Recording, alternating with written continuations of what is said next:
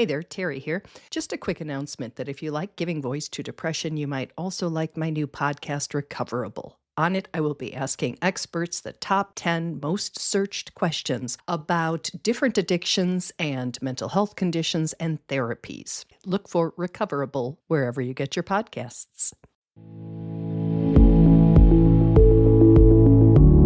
Hello and welcome to the Giving Voice to Depression podcast, brought to you by Recovery.com, the best place to find mental health and addiction treatment for anyone, anywhere.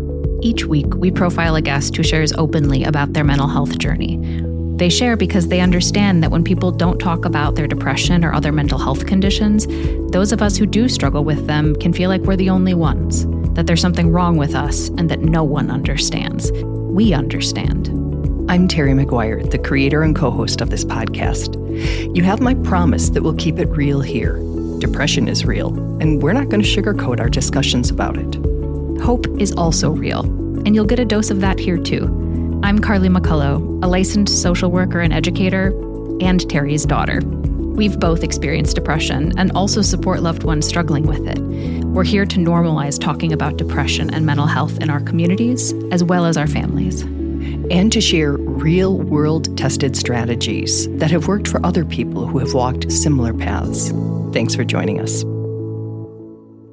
At the end of this month, we'll be posting the 500th episode of this podcast. To acknowledge that journey, we're posting a couple of retrospective episodes this month, including this one with my sister Bridget, who was my original co-host and a key player in getting Giving Voice started back in 2017. After more than 5 years of co-hosting Giving Voice to Depression, Bridget is stepping down. You don't need to worry about her. She's not sick or depressed or anything. She's been thinking about this for a while and decided that this is the time for her to move on and commit more time to her other jobs and responsibilities. Before she left, though, I wanted to ask her about the experience of co-hosting a mental health podcast, of talking so openly and regularly about topics that are often, too often, stigmatized and considered taboo, even for us before we started. Our own families, our siblings, partners, and children didn't know we have depression. It's not that we were consciously keeping it secret. I think it just never really occurred to either one of us that talking about our mental health struggles might actually help us manage them. So today and next week, you're going to hear two sisters turned mental health advocates talk about what they've learned about our hundreds of guests and about ourselves. Here now is my amazing and deeply loved little sister and former co-host, Bridget, giving her voice to depression. All right, so as we record, we have 311 episodes, and you are probably, other than me, the only person in the world who has heard all 311. Heard and heard and heard and heard. Exactly. Listened to, commented on, helped write, did some of the interviews for. And I'm just curious, when you think back on everything we've learned, after hearing all those interviews, after hearing all those people's stories, it's like, now I understand this about depression. Oh, I don't know if it's one thing. That's a big question. Oh, it doesn't have to be. There are many takeaways. Let's hear them. When we started out our first opening statement for our first couple seasons, we shot out a number of how many people had depression. 300 million. And we always said, that's not just a number, those are people.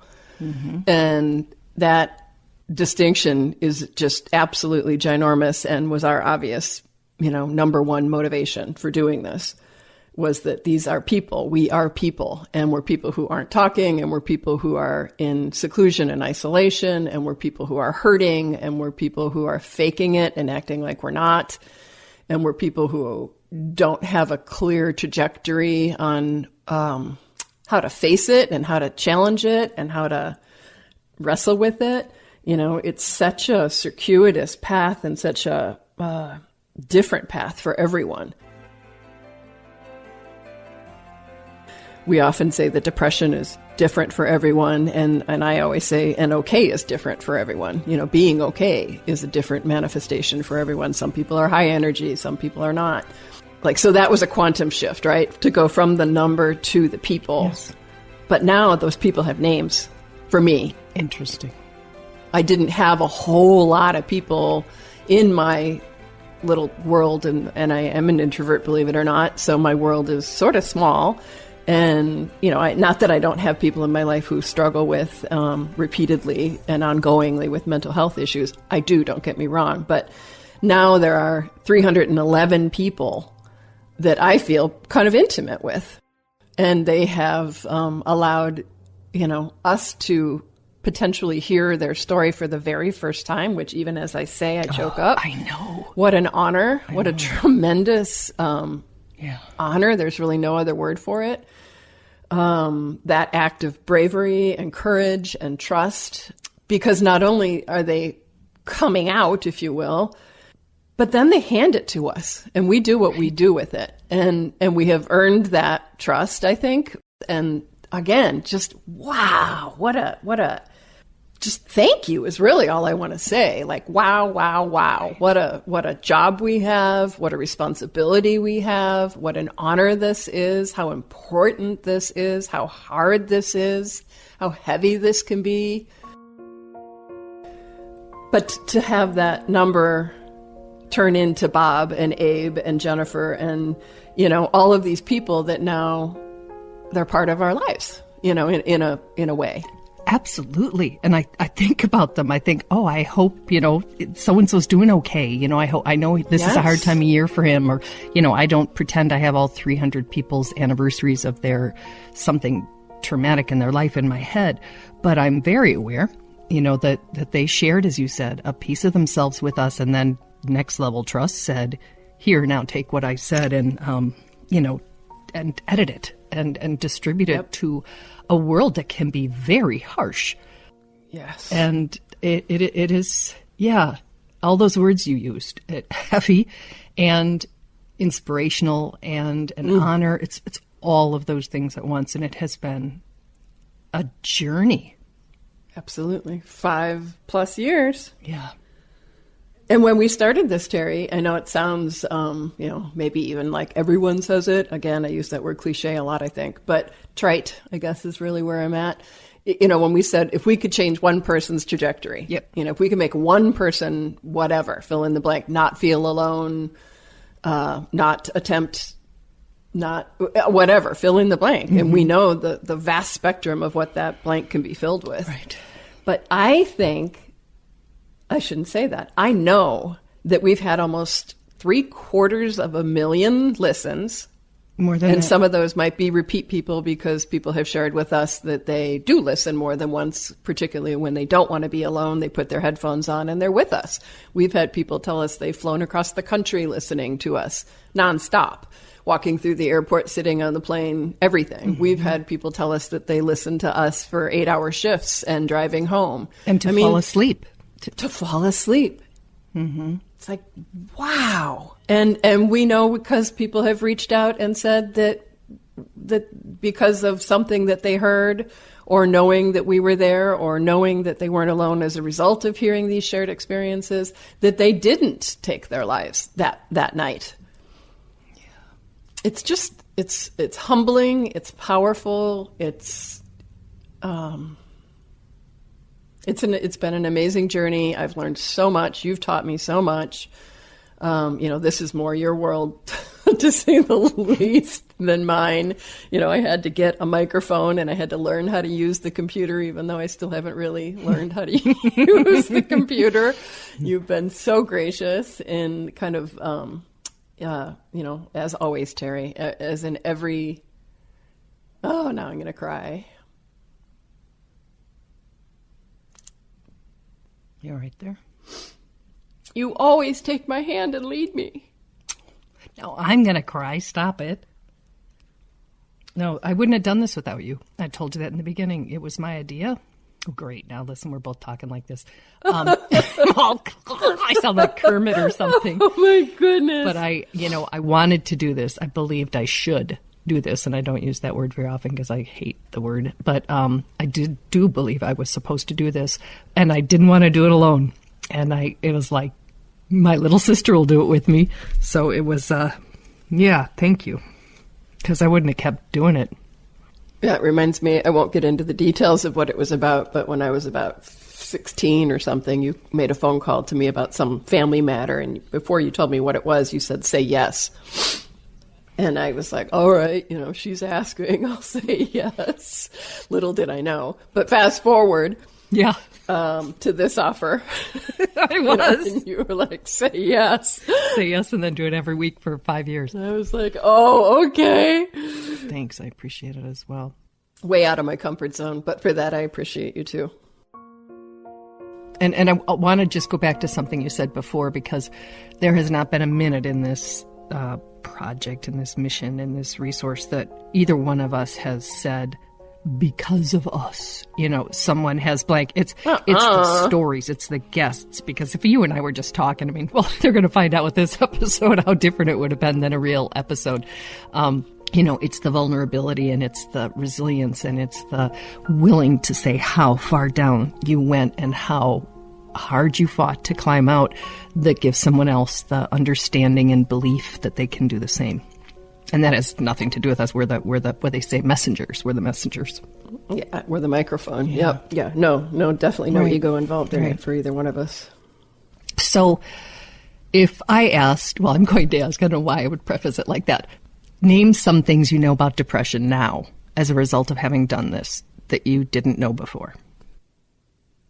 Well, that's an interesting question, because even though I've experienced it episodically, I don't think that I ever called it that, related to it like that, looked up the symptoms. I didn't Google it. I didn't know much, even though I had experienced it, because I had hook, line, and sinker swallowed the whole experience as me. Ditto. So I think the big thing is that, is the word objectivity or subjectivity, that little bit of space between that internal reality that visits me repeatedly. Having a name, having symptoms, realizing it's not really, it's not all of me, it's part of me.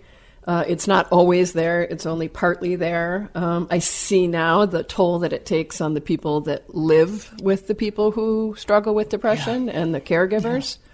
Yeah. I just see how it is not a linear journey, and I see how every single step of it is uncharted, even though it's well trodden. It's not linear.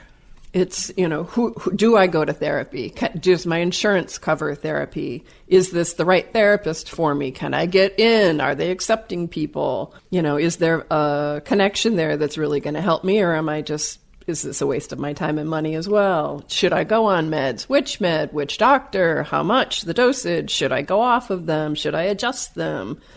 Is it time to think about getting help even more than that? Is it time to tell somebody more about my reality, which I personally waited way too long for? Oh my goodness. Gosh, you're not alone, hon. Way too long. It didn't, and I think part of that wasn't even hiding, or not all of it. It was, certainly I didn't want to be seen as that, but I didn't even have the space to know that it was like something I could even talk about, because it just felt like me.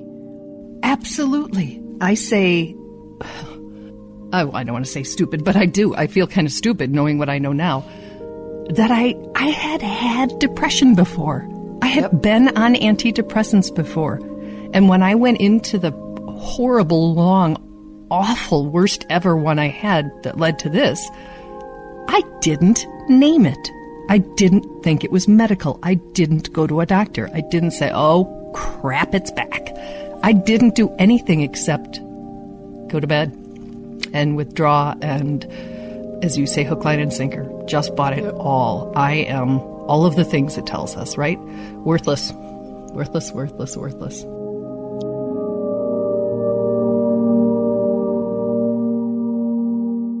And you manifest your depression very differently than I do. So I think that, me always looking up to you, it's kind of like, oh, well, I'm not that way. I'm not in bed. I'm not tired. I'm not whatever, that's enough of that. But it's a very different manifestation. Mm-hmm. And so I think that even fortified my desire maybe, or the reality that I didn't identify with it. Well, I never thought, to be honest, when you were really crabby, that you were depressed. I thought I was just, exactly what I thought, and I won't say the word, but it starts with a B and it's kind of itchy. I just was like, what is up with her? I never once thought, oh, I wonder if my sister's experiencing the same mental illness that I do, but has different manifest. I mean, who thinks like that? Right. Let's use the word negative. I get really negative. We'll go with negative. And actually in our last episode, we were saying, it was the season in review, and we took a quote and it said, it doesn't mean that you're not aware of how blessed and lucky you are. Right. You can be simultaneously aware of and in touch with your blessings, and in my case, still be pervasively negative, which seems like a juxtaposition that shouldn't be able to exist, but it does within me. Because it's a symptom of an illness. You would never say because you are blessed because you have a blank. You like to say fill in the blank, a good partner, a nice living situation, whatever it is. Dogs. Wonderful dogs. Wonderful dogs. You wouldn't have COVID. You wouldn't have cancer. You wouldn't have diabetes. I mean, we wouldn't have that discussion about any other illness. So, of course, you can be grateful and blessed and all of those things and have depression. And it's not all of you. There's still other parts that still exist. Absolutely. I'm still doing my job. I'm lucky enough to have always been able to still do my job, I should say. Yeah, I have not been always. So anything that has surprised you, anything that when you talk about what we do and a friend says like, oh, wow, and you go, yeah, and I was really surprised to learn.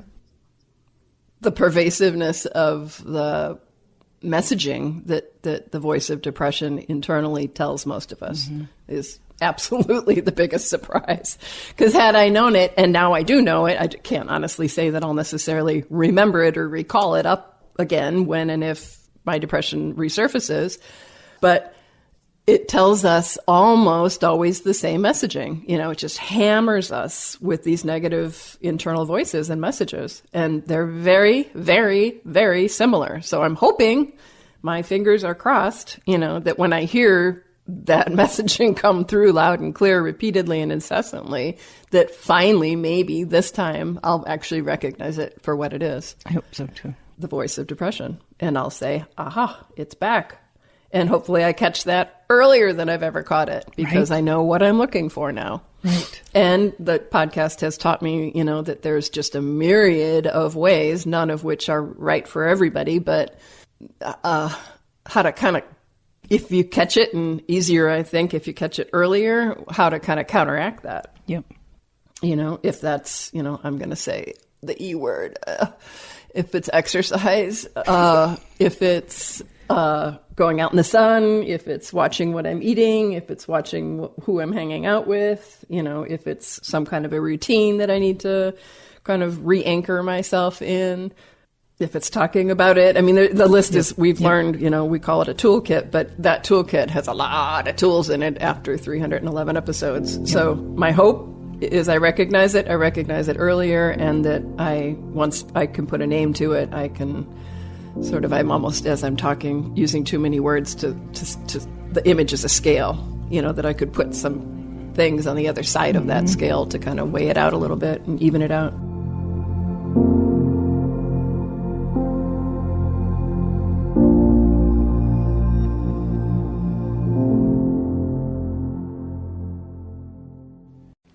So Bridget and I will continue our discussion next week. In the meantime, if you would like to leave a message for her, we have a recorder on our website, givingvoicetodepression.com.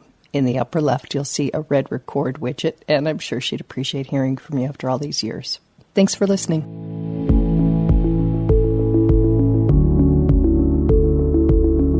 We really hope that this discussion helps give some language or context to your own depression, or ideas for how to support someone else in your life living with it. We invite you to check out the hundreds of episodes in our archive and to explore both the Resource Hub and treatment options on recovery.com. Depression is too dark a road to walk alone. We'll be back next week.